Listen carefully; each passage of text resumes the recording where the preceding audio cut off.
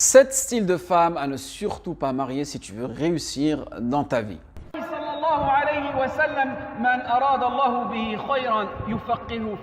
Assalamu alaikum wa rahmatullahi wa barakatuh.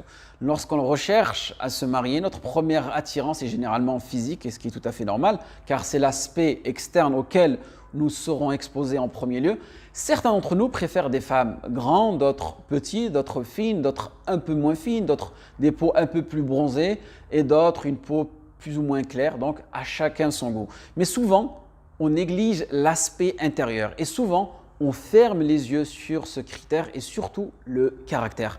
Car ce que vous aurez à supporter d'une femme, ce ne sera pas son aspect physique, car n'oubliez pas que l'aspect physique est voué à la vieillesse. En revanche, le caractère, lui, s'endurcit et se développe au fil du temps. Donc, il est important que tu connaisses 7 styles, 7 catégories de femmes à ne surtout pas marier si tu veux réussir dans ta vie. Donc, ce que je vous dis, ce n'est pas basé sur un hadith authentique, c'est tout simplement basé sur une exhortation que certains hukama, certains sages répétaient souvent durant leur durus.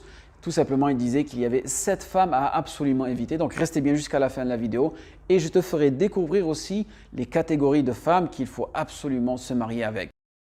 7 catégories et dire Al-Annana, Al-Mannana, Al-Hannana, Al-Kannana, Al-Haddaqa, Al-Barraqa et Al-Shaddaqa. Donc, nous allons commencer par la première catégorie, Al-Annana. La femme type maladive, qui couine, gémit, se plaint et attache toujours un bandeau autour de sa tête tout le temps. Elle se plaint de maux de tête ou bien d'une maladie, mais en réalité, elle n'est pas malade. Au contraire, elle fait semblant.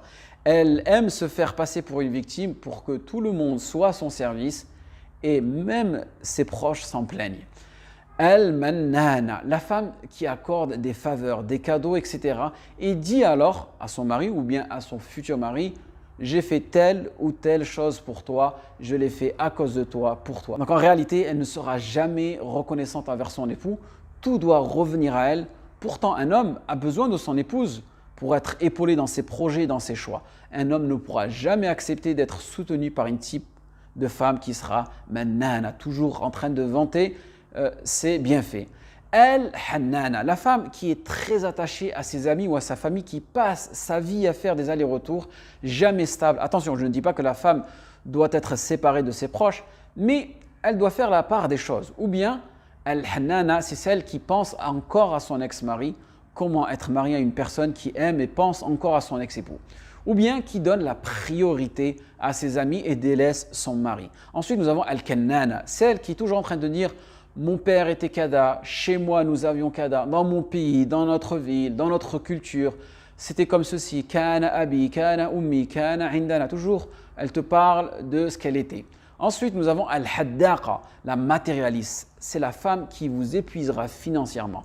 Vous la trouverez toujours en train de comparer, regarder ce qui est entre les mains des autres et vous oblige à acheter ce qu'autrui possède. Et cette femme ne sera jamais satisfaite et continuera toujours à vous forcer à acheter jusqu'à vous ruiner. Elle va vous ruiner. De plus, une femme trop attachée à la dunya ne vous aidera pas dans vos affaires religieuses et par ailleurs, elle ne sera jamais satisfaite de vous. Ensuite, une autre catégorie, al-barraqa, c'est une femme qui se pare et porte un intérêt excessif à son apparence. Non pas pour plaire à son mari, mais plutôt pour tromper les gens par son maquillage afin que tout le monde parle de sa beauté. Donc c'est une femme qui est trop superficielle, très narcissique et égocentrique. À trop s'occuper de son apparence, elle délaissera son foyer. Ensuite, vous avez Al-Shaddaqa, celle qui, lorsqu'elle s'exprime, elle parle toujours à haute voix. Et souvent, ses propos sont insignifiants. Elle parle juste pour parler et tout le monde s'ennuie avec elle et toi aussi, tu risques de t'ennuyer. Et c'est le genre de femme aussi.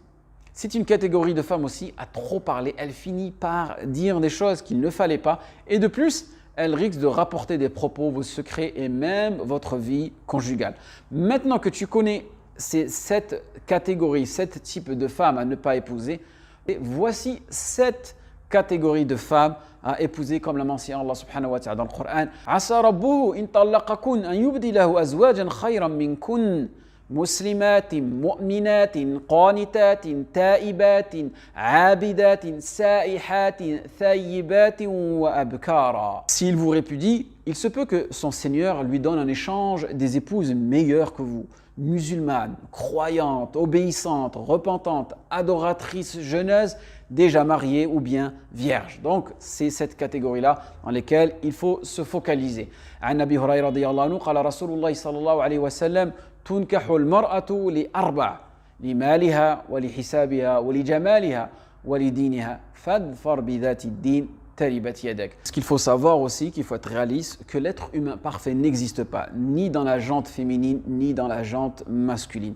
Le prophète sallallahu alayhi wa sallam l'a mentionné dans ce sens en nous disant لا يفرق مؤمن مؤمنة إن كره منها خلقا رضي منها آخر. Un croyant ne déteste pas une croyante. S'il la déteste en elle un trait de caractère, il en aimera un autre. L'imam Nawawi rahimahullah a apporté cet éclaircissement en expliquant ce hadith. Cela signifie qu'il ne doit pas la détester, car s'il trouve en elle un caractère qu'il déteste, il en trouvera un autre qui le satisfera. Elle peut être par exemple d'un caractère méchant tout en étant pieuse, belle, pudique ou douce avec lui. On doit faire vraiment un travail d'introspection, on doit travailler sur nous-mêmes, on doit essayer de se focaliser sur les points positifs et aussi fermer les yeux sur les points négatifs pour pouvoir entretenir cette vie de couple en espérant que ce rappel a été bénéfique pour vous. Dans une prochaine vidéo aussi, j'aborderai les 7 catégories d'hommes à absolument éviter. Wa faqakumullah lima yuhibbu wa yarda. Wassalamu alaikum wa rahmatullahi wa barakatuh.